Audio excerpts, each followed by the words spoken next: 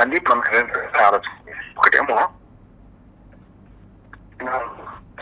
మీ ఇద్దరు ఆయుధాలు కొంటున్నారు, ముఖ్యంగా రష్యాను సముద్ర దిగుమతి చేసుకుంటున్నారు, మీ మీద అసలు కంటే కొస ఎక్కువ వేస్తాను, అధికార సుంకాలు వేస్తానని మొదటి బెదిరిస్తున్నారు. దానిలో భాగంగా ఈ మధ్య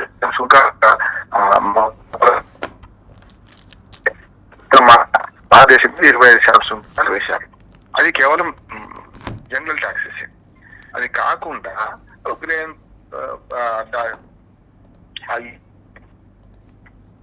యుద్ధంలో మీరు సముద్రం అక్కడి నుంచి దిగుమతి చేసుకుంటున్నారు రష్యా నుంచి, దీన్ని నేను సహించను అని చెప్పి మరి రెండోది ఇప్పుడు నువ్వు అన్న 25% అదనంగా మన ఇండియా మీద సుంకాలు వేస్తానని బెదిరిస్తున్నాడు. బెదిరించుడు ఇప్పుడు అమలు చేసే ప్రయత్నం చేస్తున్నాడు.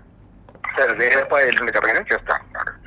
దీన్ని ఎట్లా చేసుకోవాలంటే మొత్తం ప్రపంచాన్నే పోలీసుగా ప్రపంచాన్నే శాసించే విధానం. అంటే అందరు ఎడాపెడా అందరి మీద ట్యాక్సీలు వాయిస్తే క్రమంలో భారత్ మీద ఇంకెక్కువ వాయిస్తున్నాడు. దీనికి మన ప్రభుత్వం ఇప్పటికే డీటెయిల్ జవాబు ఇచ్చింది. మీ ఇంటికి మా ఇల్లు మా ఇంటికి మీరు సమస్య లేదు, మేము ట్యాక్సీ వేస్తే మేము తట్టుకుంటాం, నిలబడతాం, ఎక్కడ అడ్డొస్తే అక్కడ కొనుక్కుంటాం తమ్ముడు, కానీ మీ దగ్గర నుంచే కొనుక్కోవాలని ముడి చమురు సమస్య లేదు. క్రూడ్ ఆయిల్ కానీ ఏమైనా కూడా రష్యా తక్కువకి ఇస్తా ఉంటుంది, అక్కడ కొనుక్కుంటున్నాం, మా వ్యాపార ప్రజలు నాకు ఉంటాయి కదా అని భారతదేశం ఇప్పటికే నాకు వివరణ ఇచ్చేసింది. ఒకవేళ ఏర్పాటు చేస్తే ఈ 50% ఇంకా ఎవరు భరించాలి? తాగేవాడే కడతారు తాళపాను కదా. అందుకనే మీరు వాడేది మీరు కదా వస్తువుల మీద. భారతదేశం నుంచి అమెరికాకు ఎగుమతి అయ్యే వస్తువుల మీద, వస్తు సేవల మీద మీరు 50% సుంకం ఇస్తాంట. 25+25. అది కట్టేవాడు వాళ్ళే కదా, కొనేవాళ్ళు వాళ్ళే కదా, అమెరికా ప్రజలే కదా. అందుకని అమెరికా ప్రజలు ఏమంటారంటే నువ్వు రాజు కాదు మా దేశానికి, జో బైడెన్ మా అధ్యక్షుడిని కీర్తిస్తూ రోడ్ల మీదకి వచ్చి ప్రదర్శన చేశారు. అంతేందుకు ఈయన ట్యాక్సీ సుంకాల యుద్ధంలో ప్రపంచవ్యాప్తంగా వచ్చే సరుకులు ఆగిపోతాయేమో అని భయంతో అన్ని మెట్రో మాల్లు ఆ మధ్యనైతే అన్ని తీసిపోయి అంటే 3 నెలలకు 4 నెలలకు సరిపడా సరుకులు కొనుక్కున్నారు అమెరికా ప్రజలు. అందుకనే ఇది పిచ్చి నిర్ణయాలతో, ట్రంప్ అనాలోచన నిర్ణయాలతో ప్రపంచాన్ని అతలాకుతలం చేస్తున్నాడు, తన దేశ ప్రజలను కూడా ఆగం చేస్తున్నాడు. అందుకని తన దేశ ప్రజలు రోడ్ల మీదకి వచ్చి 5-6 లక్షల మంది ట్రంప్ విధానం వ్యతిరేకంగా పోరాడుతున్నారు. అంతేందుకు సందీప్ మనకు 2 విషయాలు నాకు స్పష్టంగా ఉంది.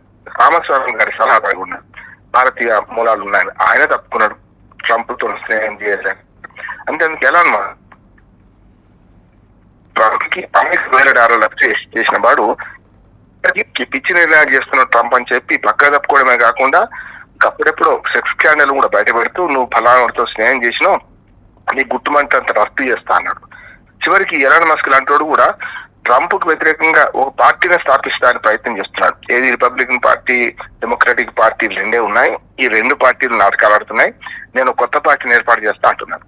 ఇవన్నీ చూస్తే మనకు అర్థమవుతుంది ఏంటంటే ట్రంప్ అనాలోచిత నిర్ణయాలు ప్రపంచాన్ని అతలాకుతం చేస్తున్నాయి, ప్రపంచ ఆర్థిక స్థితిని అతలాకుతం చేస్తున్నాయి, చివరికి తన దేశం ప్రజలను కూడా తను మోసపుచ్చుతున్నారని సమస్య వస్తుంది. కనుక మన భారతదేశం మాత్రం వీటిని జాగ్రత్తగా గమనిస్తుంది. ఇది ఎట్లా తట్టుకోవాలి? ఇప్పుడు ఎదుటివాడు దొంగ దెబ్బ తీస్తే డైరెక్ట్ చెప్తున్నాడు కదా, మనం కూడా డైరెక్ట్ గా మొహమాటం లేకుండా చెప్పే ప్రయత్నం చేస్తున్నాం. ఎంతవరకు పోతుంది చెప్పలేను, కానీ ఇప్పుడు 25% ట్యాక్సెస్ రేపటి నుంచి మొదలవుతున్నాయి మనకు. ఏది 7th ఆగస్ట్, ఫస్ట్ ఏమన్నాడు, ఫస్ట్ ఆగస్ట్ అన్నాడు, 7th నుంచి ఆచరణ వస్తున్నాడు. ఎగ్జిక్యూటివ్ ఆర్డర్ మీద సంతకం చేసిండు ట్రంప్ ఇప్పటికే. కనుక ప్రతీకార సుంకం 25 అదనంగా చేస్తారా లేదని రేపటి క్లారిటీ వస్తాడు.